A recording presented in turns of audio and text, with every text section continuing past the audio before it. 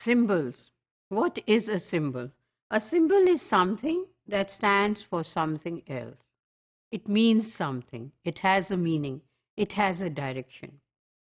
For example, language, money, art are all the symbols of culture.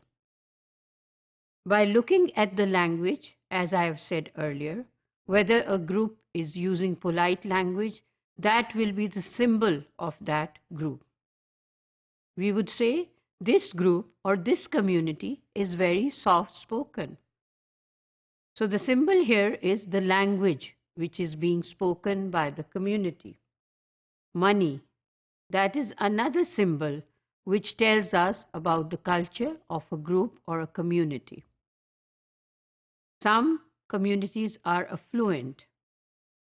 They may be working on many social projects because they have enough money to work on charity projects. That would be the symbol of that particular group or community. Art. What type of art is the community or the group exhibiting? That is another symbol that tells us about a community or a group. Maybe some groups and communities are doing a lot of work in art. They are doing creative skills. They are encouraging the young learners to go for painting, crafting, making things, handcrafted materials.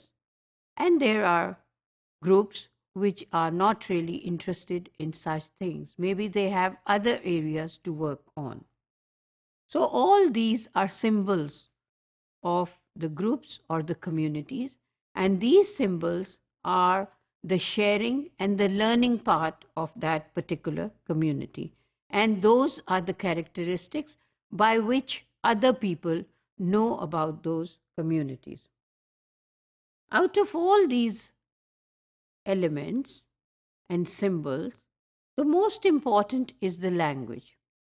Language is considered to be the most important component of all these symbols of culture.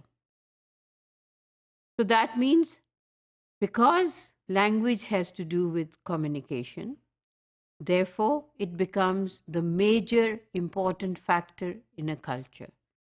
And it sort of develops the culture. And that is like giving a reputation to a particular group or community that this community uses this language. For example, there are different dialects of the language which is spoken in Sindh. So people would differentiate between the communities by identifying which dialect of the language or in Sindh is being spoken by this particular community. Similarly, in Punjab, there are different dialects of language being used.